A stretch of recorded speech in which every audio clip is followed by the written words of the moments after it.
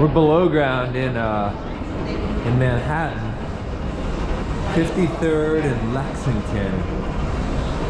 Look at this wall art they've got. This is it's all tiles.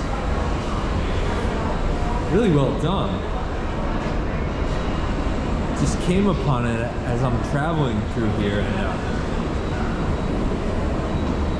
I mean, look at it. It just goes on and on.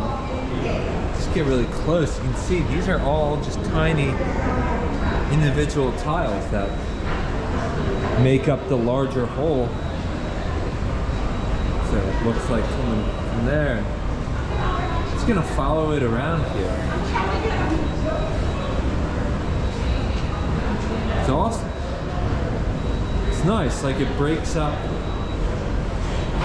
the harsh underground conditions and brings some like vibrancy